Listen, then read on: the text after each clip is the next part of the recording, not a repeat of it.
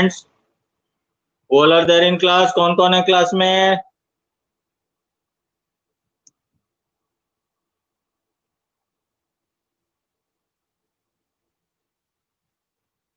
नेहा, प्रिंजल, प्रियांशु, मनीष, छवि, तनिषा, ऋषभ, विशाखा, देवेश,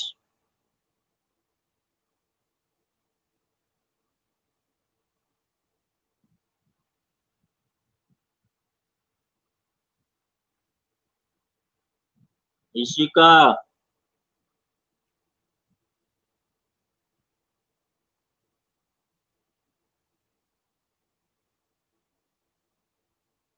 बस? हाँ तनिषा, देख लिया मैंने तेरे को। विशाखा को भी देख लिया।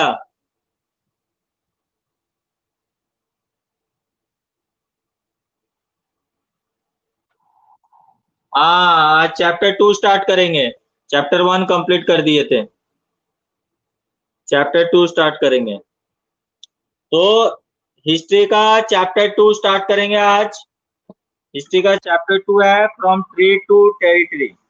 किस तरीके से ट्रेड से शुरू होकर जो है टेरिटरी तक पहुंची, colonization rule, trade to territory, इसके बारे में हम पढ़ेंगे। फ्रॉम ट्रेड टू टेरिटरी, ठीक है। अब देखो पेज नंबर, आ जाओ 9, page number 9। Aurangzeb was the last of the powerful Mughal rulers. He established control over a very large part of the territory that is now known as India. After his death in 1707, many Mughal governors and big zamindars began asserting their authority and establishing regional kingdoms. As powerful regional kingdoms emerged in various parts of India, Delhi could no longer function as an effective center. By the second half of the 18th century, however, a new power was emerging on the political horizon, the British. Did you know that the British originally came as small trading company and were reluctant to acquire territories?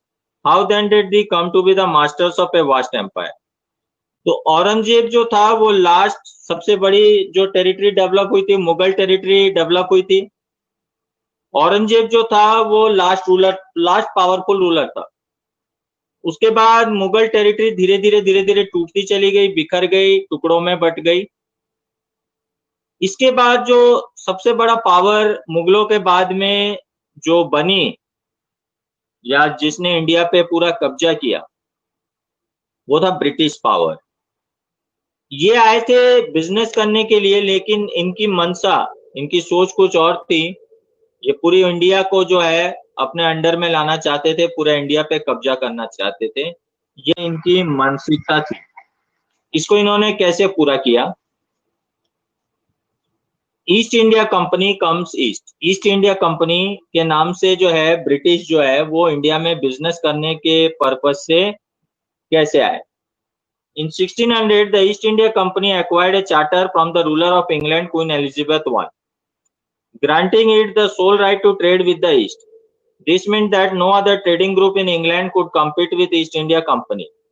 With this charter, the company could venture across the oceans looking for new lands from which it could buy goods at a cheap price and carry them back to Europe to sell at a higher price. The company did not have to fear competition from other English trading companies. Mercantile trading companies in those days made profit primarily by excluding competition, so they could not buy cheap and sell dear. ये company थी east India company, जिन्होंने England में queen Elizabeth first से इन्होंने एक agreement, एक charter sign कराया, जिसके तहत ये पूरा ईस्ट में और अलग अलग नए नए देशों में व्यापार करने के लिए फ्री थे। फ्री थे का मतलब है कोई भी दूसरी इंग्लिश कंपनी जो है इनके साथ में कंपटीशन नहीं करेगी। यानी ये वन एंड ओनली कंपनी रहेगी जो फ्री लैंड्स में जाकर बिजनेस करेगी, वहां से चीजें खरीद कर लाएगी और इंग्लैंड वगैरह में जो है बेचेगी। इसका सोल अथॉरिटी जो है वो ईस्ट इंडिया कंपनी को दी गई थी। हमारा कोहिनूर भी ले गए। अरे इंडिया का सब कुछ ले गए, सिर्फ कच्चा बनियान छोड़ दिया, बाकी सब ले गए।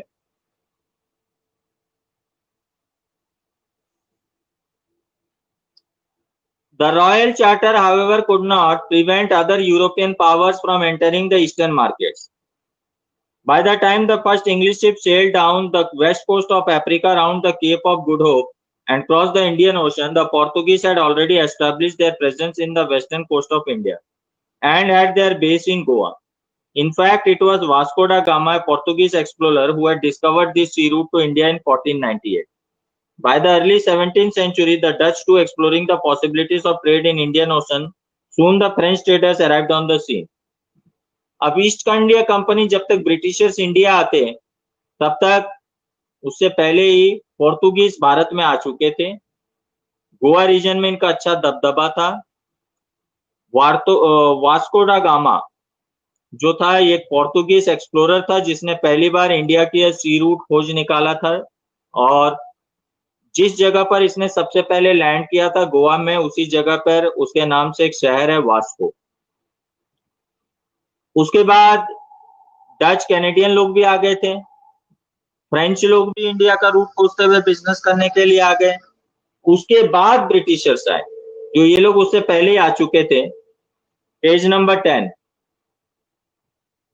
तो तुमको एक और फैक्ट बता दूं, इंडिया को फ्रीडम मिली थी 15 अगस्त 1947 को, लेकिन पूरी इंडिया फ्री नहीं हुई थी। गोवा और कुछ रीजन ऑफ महाराष्ट्र जो था वो पोर्तुगीज के अंडर में था, और आजादी के भी कम से कम 10.5-11 साल बाद उसको आजादी मिली थी। तब भी ये इंडिया के पार्ट में नहीं था, पोर्तुगीज के कंट्रोल में था।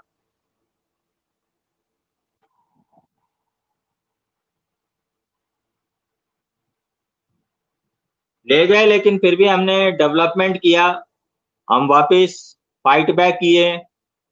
आजादी के बाद वापस हमारे कंट्री को एक अच्छे पावरफुल कंट्री बनाए, एक अच्छे स्तर पर लाए। ये इंडियन लोगों की निशानी है। अब the problem was that all companies were interested in buying the same things. The fine qualities of cotton and silk produced in India had a big market in Europe. ये सारे ही जो है इंडिया में कॉटन और silk के लिए आए थे, इन सबको कॉटन और सिल्क चाहिए था। इंडिया जो था, इंडियन कॉटन और सिल्क क्लोथ की यूरोप में बहुत डिमांड थी। इंडिया जो था one of the finest producer of cotton cloth था। तो इस तरीके से जो है इन सब की डिमांड एक ही थी। इसके अलावा इनको मसालों का स्वाद नहीं पता था, ये मसालों के लिए भी आए थे, गरम मसाले खासकर, जैसे पेपर, काली मिर्च, क्लोव, लौंग, कार्डमम, इलायची, सिनेमम, दालचीनी, इन सब चीजों का स्वाद इनको नहीं पता था। Were in great demand. Competition among the European companies inevitably pushed up the prices at which these goods could be purchased, and this reduced the profit that could be earned. The only way the trading companies could flourish by eliminating rival competitors. The urge to secure markets therefore led to fierce battle between the trading companies. Through the 17th and 18th century, they regularly sank each other's ships, blockaded routes, and prevented rival ships from moving with the supplies of goods. Trades were carried with arms and trading posts were protected through fortification. This effort to fortify settlements and carry on profitable trade also led to intense conflict with local rulers. The company therefore found it difficult to separate trade from politics. अब issue ये था कि silk और cotton बहुत ज्यादा demand में थी। इन सभी को सिल्क और कॉटन चाहिए था, जिसकी वजह से प्राइसेस, दाम बहुत ऊंचे चढ़ गए।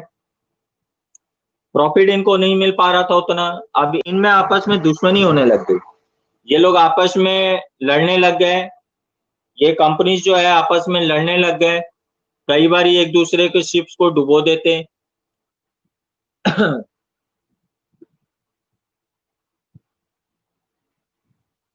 कई बार एक दूसरे के रास्ते में ब्लॉकेट्स लगा लेते, और कई इसीलिए जो है ये लोगों को सामान खरीद के गोडाउन्स बनाना पड़ता था, किले नुमा गोडाउन, और ये लोग बाकायदा हथियारबंद सैनिक जो इनको प्रोटेक्ट करते थे। तो इस तरीके से जो है मारकाट शुरू हो गई थी इनमें। और खुद ही खुद से लड़ रहे थे अलग अलग। ये फ्रेंच कभी डच से लड़ रहे थे, डच कभी ब्रिटिश से लड़ रहे थे। इसीलिए धीरे धीरे जो है इसने आपस के जो है इन्होंने राजाओं के साथ मिलकर उनको कॉन्फिडेंस में लेके इन्होंने जो है धीरे धीरे पॉलिटिक्स करना जो है इंडिया के अंदर में शुरू कर दिया। अब ईस्ट इंडिया कंपनी ने सबसे पहले धीरे धीरे कब्जा जमाया बंगाल पे। The first English factory was set on the banks of the river Hooghly in 1651, जो बंगाल में है। This was the base from which the company's traders known at that time as factors operated. The factory had a warehouse where goods for export were stored. तो यहाँ पर वो लोग जो सामान खरीदते थे एक्सपोर्ट करने के लिए यहाँ पर स्टोर करके रखते थे। And it had offices where company official sat. इन्होंने कई सारे ऑफिस भी डेवलप कर लिए। जैसे जैसे व्यापार बढ़ा, the company persuaded merchants and traders to come and settle near the factory. इन्होंने व्यापारियों को कहा कि आप हमारे फैक्ट्री के सामने सेटल हो, जिससे जो है इंपोर्ट एक्सपोर्ट जो है वो इजी हो सके, ट्रांसपोर्टेशन का खर्चा बच सके। इस तरीके से उन्होंने ट्रेडर्स को इंस्पायर किया। By 1696 it began building a fort around the settlement. 2 years later it bribed Mughal officials into giving the company zamindari rights over 3 villages. One of these was Kalikata, which later grew into the city of Kolkata and is known today. It also persuaded the Mughal Emperor Aurangzeb to issue a farman granting the company the right to trade duty free. तो इस तरीके से इन्होंने क्या गोदाम के नाम में धीरे धीरे किला बनाना शुरू कर दिया। लोकल जो नवाब थे, राजाओं थे, उनको लालच देकर, प्रलोभन देकर उनको अपने साथ मिला लिया। और यहाँ तक कि औरंगजेब को भी कन्विंस करके इन्होंने एक फ्री ट्रेड का फरमान अपने नाम बनवा लिया। The company tried continuously to press for more concessions and manipulate existing privileges. Aurangzeb's farman, for instance, had granted only the company the right to trade duty free, but officials of the company who were carrying on private trade on the side were expected to pay duty. This they refused to pay, causing an enormous loss of revenue for Bengal. अब जो है ये trade duty का उन्होंने free किया था, लेकिन coastal areas में जो था वो उनको ट्रेड टैक्स देना जरूरी था। लेकिन ये लोग अब धीरे धीरे पावरफुल होते जा रहे थे और कई जगह इन्होंने नवाबों को टैक्स देने से जो है वो मना कर दिया। हाँ, इन्होंने ही पाकिस्तान इंडिया का बंटवारा किया, लेकिन इसमें गांधी जी भी साथ में थे। हाँ, जाते जाते भी हमको निचोड़ गए। हमारे कच्चे बनियान सब फाड़ गए।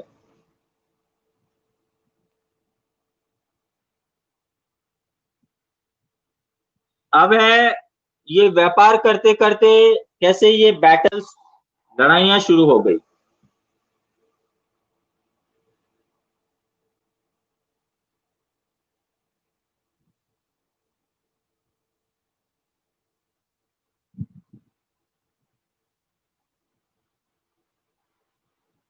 खैर अभी ब्रिटिश नहीं है तो तुम अपने कच्चे बनियानों की टेंशन मत लो।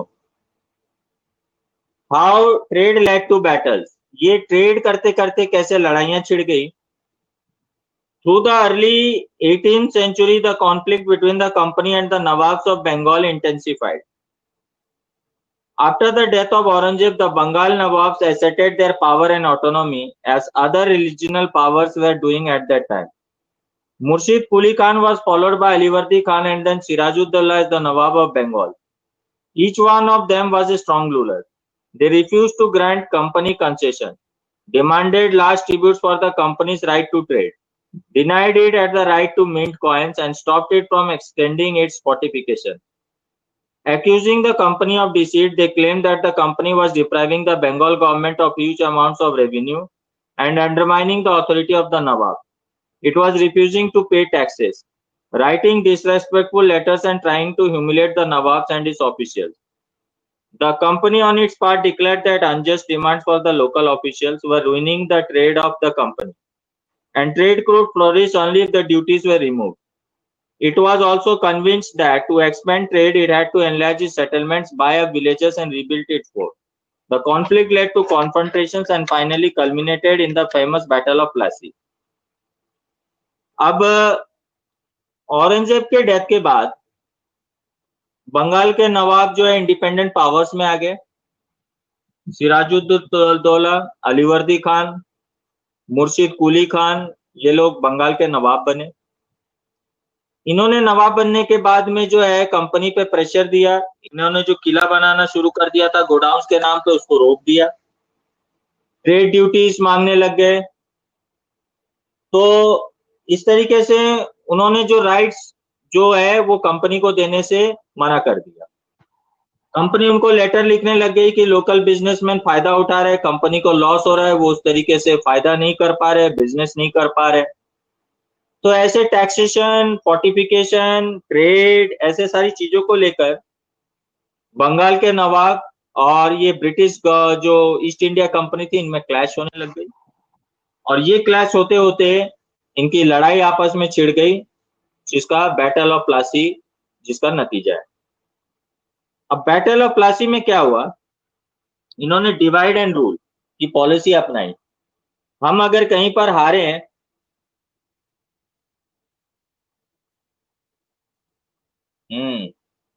आज अगर हम कहीं पर हारे हैं तो उसमें हमारी कमी है कि हमें एकता नहीं थी। हमने, हमारे कुछ लोग तो जो है लड़ रहे थे, वहीं कुछ लोग जो है कुछ छोटे से लालच के चक्कर में, कुछ पैसों के लालच, कुछ प्रलोभन के चक्कर में जो है वो इनको, हमारे ही भाइयों को मारने में हमने उनको सपोर्ट किया। Alivardi Khan died in 1756. Sirajuddaulah became the Nawab of Bengal. The company was worried about his power and keen on a puppet ruler who would willingly give trade concession and other privileges. So it tried through without succession to help one of Sirajuddaulah rivals became the Nawab. An infuriated Sirajuddaulah asked the company to stop meddling in the political affairs of his dominion, stop fortification and pay the revenues. After negotiation failed, the Nawab marched with 30,000 soldiers to the English factory at Qasim Bazar, captured the company officials, locked the warehouse, disarmed all Englishmen and blockaded English ships. Then he marched to Calcutta to establish control over the company's port there. On hearing the news of the fall of Calcutta, company officials in Madras sent forces under the command of Robert Clive, reinforced by naval fleets. Prolonged negotiations with the Nawab followed. Finally, in 1757, Robert Clive led the company's army against Sirajuddaulah at Plassey. One of the main reasons for the defeat of Nawab was that forces led by Mir Jafar, one of the Sirajuddaullah's commanders, never fought the battle. Clive had managed to secure his support by promising to make his Nawab after crushing Sirajuddaulah. The Battle of Plassey became famous because it was the first major victory of company won in India. Mir Jafar जो था वो सिराजुद्दौला की जगह में बंगाल का नवाब बनना चाहता था। ब्रिटिशर्स ने देखा सिराजुद्दौला के साथ उनके क्लैश चल रहा था, उन्होंने जो है कंपनी के सारे गोदाम सील कर दिए और कलकत्ता तक उनके फोर्टों पर अपना कब्जा ले लिया। रॉबर्ट क्लाइव उस समय में कंपनी के हेड थे, उन्होंने मैड्रास से फोर्स लेकर आए। उन्होंने इसको प्रलोभन दिया मीर जाफर को कि वो अगर कंपनी का साथ देगी और ब्रिटिशर्स का साथ देगी तो सिराजुद्दौला मरने के बाद में उसको बंगाल का नवाब बना दिया जाएगा। अब वो बंगाल के नवाब बनने के लालच में उसने सिराजुद्दौला के साथ धोखा किया और ब्रिटिशर्स का साथ दिया, जिसकी वजह से सिराजुद्दौला जो है वो हार गया। Page number 13। और इस तरीके से बैटल ऑफ प्लासी के बाद में ब्रिटिश कंपनी को पहला मौका मिला कि उन्होंने बंगाल में अपनी जो है इंडिपेंडेंट टेरिटरी एक एस्टैब्लिश कर ली। तो ये जो है ईस्ट इंडिया कंपनी की पहली जीत थी इंडिया में, और इस तरीके से जो है बंगाल में उनका कंट्रोल हो गया।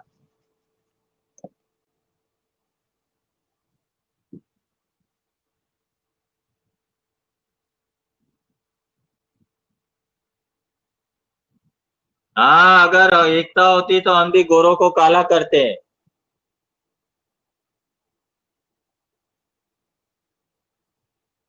वैसे भी हम गोरों से कम थोड़ी हैं।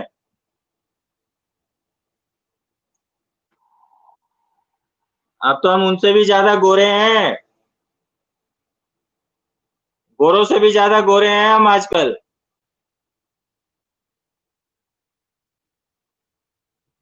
हाँ,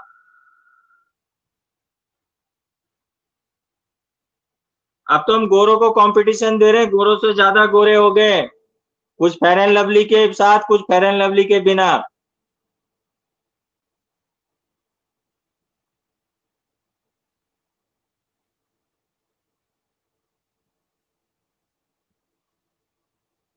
okay, page number 14। After the defeat at Plassey, Sirajuddaulah was assassinated and Mir Jafar made the Nawab. The company was still unwilling to take over the responsibility of administration. Its prime objective was the expansion of trade. If this could be done without conquest through the help of local rulers who were willing to grant privileges, then territories need not to be taken over directly. Soon the company discovered that this was rather difficult, for even the puppet Nawabs were not always as helpful as the company wanted them to be. After all, they had to maintain a basic appearance of dignity and sovereignty if they wanted respect from their subjects. अब सिराजुद्दौला को मार डाला उन्होंने, उसके बाद मीर जाफर को उन्होंने एक पपेट नवाब बना दिया, यानी अंग्रेजों के हाथ की कठपुतली। लेकिन उन्होंने फिर देखा कि ये पपेट नवाब बनाने के भी कोई फायदे नहीं है, ब्रिटिश को डायरेक्ट टेरिटरी का कंट्रोल ले लेना चाहिए, क्योंकि ये लोग भी क्या है, ब्रिटिशर्स की पूरी बात नहीं मानते थे। कई बार अपने लोगों को सामने नवाब वाला रुतबा दिखाते थे ताकि लोगों का कॉन्फिडेंस, लोगों का विश्वास उन पे बने रहे। तो इस तरीके से ब्रिटिशर्स ने पॉलिसी बनाई कि पपेट या अपने रिप्रेजेंटेटिव्स को बैठाने की जगह हम डायरेक्ट कंट्रोल ले लेंगे, तो किसको क्या टैक्स देना है, और पूरा इलाका हमारा होगा, हम जैसे चाहे बिजनेस करें, जो चाहे करें। अब प्रश्न उठता था, what could the company do? When Mir Jafar protested, the company deposed him and installed Mir Qasim in his place. जब मीर जाफर उनकी बात मानने से मना कर दिया, तो उसको भी वहां के नवाब से हटा दिया अंग्रेजों ने, और मीर कासिम को वहां का नवाब बना दिया। When Mir Qasim complained, he in turn was defeated in battle fought at Buxar. जब मीर कासिम भी उनको ज्यादा सपोर्ट नहीं किया, तो उसके साथ भी लड़ाई हो गई बक्सर में, और उसको भी हटा दिया गया। उसके बाद मीर जाफर वाज रीइंस्टॉल्ड, वापस बना दिया गया। अब नवाब के ऊपर में ये बंदिश लगा दी, the nawab had to pay ₹5 lakh every month, but the company wanted more money to finance its war. पहले तो उसने कहा कि हर महीने नवाब को 5 लाख रुपए देने पड़ेंगे, लेकिन फिर उसने इससे ज्यादा डिमांड करने लग गया। It wanted more territories and more revenue. अब उसमें लालच बढ़ गया था, ये और ज्यादा से ज्यादा टेरिटरीज पे कब्जा करना चाहते थे और अपने अंडर में लेना चाहते थे। By the time Mir Jafar died in 1765, the mood of the company had changed. Having failed to work with puppet Nawabs, Clive declared, "We must indeed become Nawab ourselves." अब पपेट नवाब लोगों से ज्यादा support नहीं मिलने के बाद Robert Clive ने direct control ले लिया और उन्होंने खुद को नवाब डिक्लेयर कर दिया।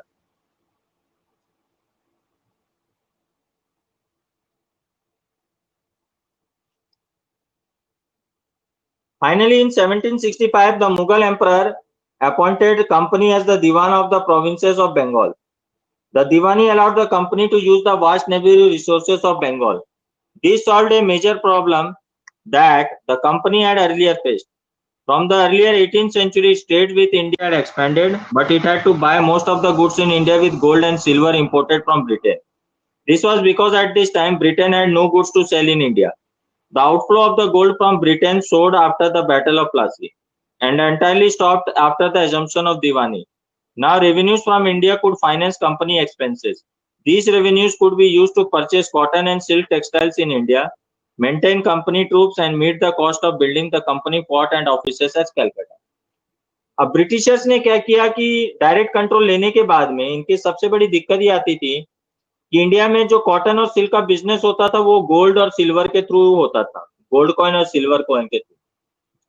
ब्रिटिशर्स के पास इंडिया को बेचने के लिए कुछ नहीं था। अब इन्होंने क्या किया, इंडिया में ही बंगाल में अपना कंट्रोल करने के बाद इन्होंने जो है कैलकाटा को अपना कैपिटल बनाया और वहां से पूरा रेवेन्यू खुद कलेक्ट करने लग गई, और यहीं के पैसे से वो अपने व्यापार बढ़ाने लग गया, और यहीं के पैसे से फिर वो अपनी आर्मी डेवलप करने लग गया ताकि और पावरफुल बन सके और ज्यादा से ज्यादा टेरिटरीज को अपने कब्जे में ले सके। तो यहीं से लिया, यहीं से कमाया और यहीं के लोगों को मारा। इस तरीके के पॉलिसी जो है उसने ब्रिटिशर्स ने अपनाई। अब कंपनी के ऑफिशियल खुद ही नवाब्स बन गए थे, company officials became nawabs. What did it mean to be Nawabs? It meant, of course, that after the Battle of Plassey, the actual Nawabs of Bengal were forced to give land and vast sums of money and give personal gifts to company officers. तो नवाबों की नवाबी चली गई. अब उनको British officials को पैसे, अपनी जमीन वगैरह सब देनी पड़ी. Robert Clive himself amassed a fortune in India. He had come to Madras. Robert Clive सबसे पहले मद्रास आए थे इंग्लैंड से 1743 at the age of 18. When in 1761 he left his Indian fortune was worth rupees $401 102. Interestingly, जब वो आए थे 18 साल की उम्र में 1743 और 67 के अंदर में उन्होंने इतने पैसे बना लिए. Interestingly, when he was appointed governor of Bengal in 1764, he was asked to remove corruption in company administration, but he himself cross-examined in 1772 by British Parliament, which was suspicious of his vast wealth. तो Robert Clive ने इतना पैसा बना लिया कि उसके ऊपर में कंपनी में ही, उसके खुद के कंपनी में इंग्लैंड पे केस चले और उस पे कई सारे आरोप लगे. Although he was acquitted, he committed suicide in 1774. हालांकि वो कोर्ट से तो छूट गया था, ब्रिटिश गवर्नमेंट ने उसको छोड़ दिया था, लेकिन फिर बाद में उसने 1774 में सुसाइड कर लिया था. Now company rule expands. Company की रूल किस तरीके से उन्होंने एक्सपैंड करना शुरू किया. If we analyze the process of annexation of Indian states by the East India Company from 1757 to 1857, certain key aspects emerge.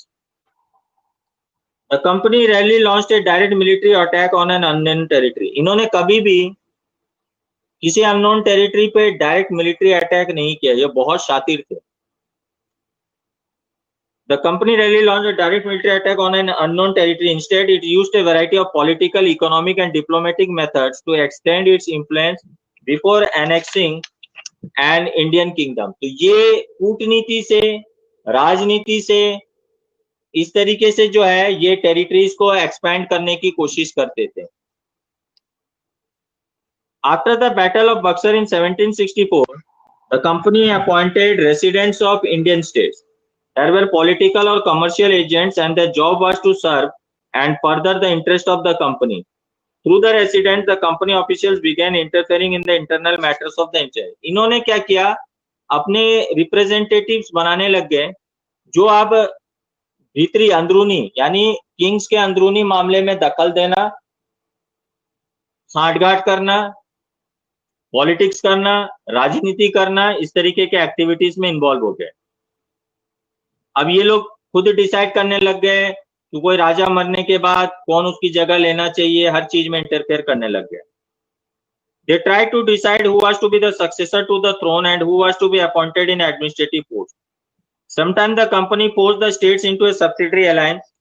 According to the terms of this alliance, Indian rulers were not allowed to have their independent armed forces. They were to be protected by the company, but had to pay the subsidiary forces that company was supposed to maintain for the purpose of this protection. कई बार ऐसे छोटे छोटे इलाकों को उन्होंने कब्जा ले लिया जहां पर ये रूलर्स खुद बनाते थे. वो खुद अपनी इंडिपेंडेंट फोर्स नहीं बना सकते थे, वहां पर ब्रिटिश फोर्स या इनके होता था आर्मी, और बदले में वो उनसे मोटी रकम वसूला करते थे. If the Indian rulers failed to make the payment, the part of the territories was taken away as penalty. और अगर नहीं देते थे तो पेनल्टी के हिसाब से उनकी टेरिटरी उनसे छीन ली जाती थी. इसमें एग्जाम्पल एक दिया गया है. Richard Wellesley was Governor General. The Nawab of Awadh was forced to give half of his territory to company in 1801, and he failed to pay for the subsidiary forces. Hyderabad was also forced to cede territories on similar ground. तो इसी ground में इन्होंने जो है अवध के नवाब से उनकी territory और हैदराबाद को छीन लिया था. प्रोटेक्शन फोर्स के नाम से इन्होंने पेनल्टी लगाई और जो है पेनल्टी के नाम पे जो है इन्होंने जो है उनके जो है टेरिटरीज को उन्होंने छीन लिया. अब हम इसमें पढ़ेंगे टीपू सुल्तान के बारे में, जिसको टाइगर ऑफ मैसूर कहा जाता है. Tipu Sultan the tiger of Mysore. The company resorted to direct military confrontation when it saw a threat to its political or economic interest. This can be illustrated with the case of southern Indian state of Mysore. So ये south पहुंचे तो इनको सबसे बड़ी दिक्कत जो हुआ टीपू सुल्तान से हुई, इन्होंने उसको कड़ी टक्कर दिया.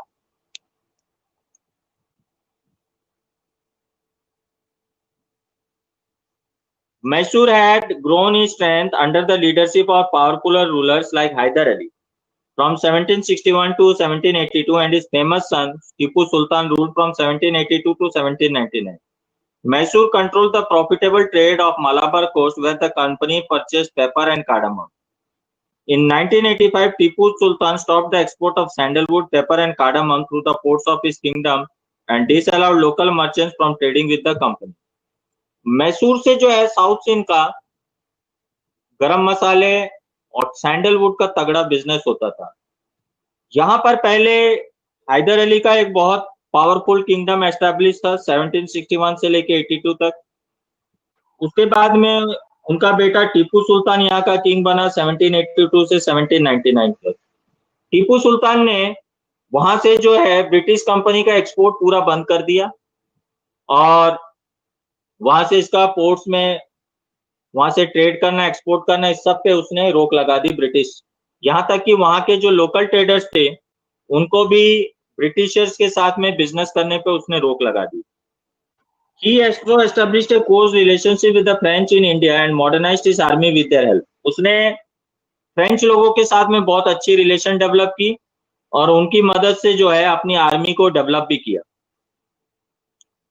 The British were furious. अब ब्रिटिश इससे बहुत आग बबूला हो गए. They saw Hyder and Tipu as ambitious, arrogant and dangerous ruler who had to be controlled and crushed. तो उनको लगा कि किसी भी तरीके से हैदर अली को जो है वो हैदर अली और टीपू सुल्तान को वहां से हटाना पड़ेगा. 4 wars were fought. 4 बार लड़ाई हुई ब्रिटिश गवर्नमेंट के साथ मैसूर में 1767 से 69, 1780 से 84, 1790 से 92 and 1799. Last battle of Srirangapatnam में जो है ब्रिटिश गवर्नमेंट जीत गई और टीपू सुल्तान हार गया. Tipu Sultan killed defending his capital Srirangapatnam. Mysore was placed under the former ruling dynasty of Wadiyars and a subsidiary alliance was imposed on the state. Tipu Sultan के मरने के बाद वहां पर जो पहले जिनके थी रूलिंग वाडियार, उनको एज ए पपेट बना दिया गया और ब्रिटिश गवर्नमेंट क्या है उनको सब्सिडरी के हिसाब से वहां पर उनको संभला दिया गया. तो इस तरीके से जो है टीपू सुल्तान और इसका भी खात्मा हो गया.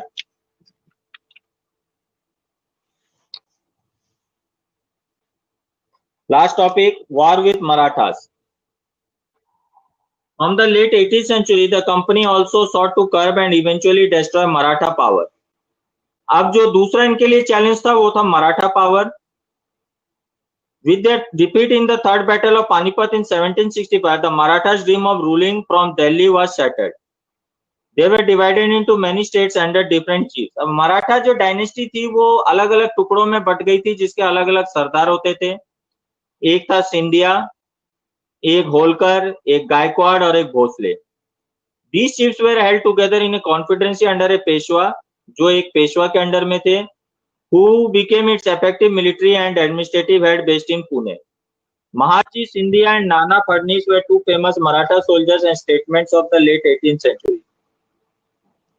Marathas ने कई सारी लड़ाई लड़ी. Marathas were subdued in a series of wars. First war ended in 1782 with the Treaty of Salbai. The second Anglo-Maratha war जो हुआ वो हुआ 1803 और 5 में. ये रिजल्टिंग इन द ब्रिटिश, इसमें ब्रिटिश जीत गई और कई सारे रीजन जो उनके अंडर में आ गए जैसे उड़ीसा और territories of Yamuna river, Agra, Delhi.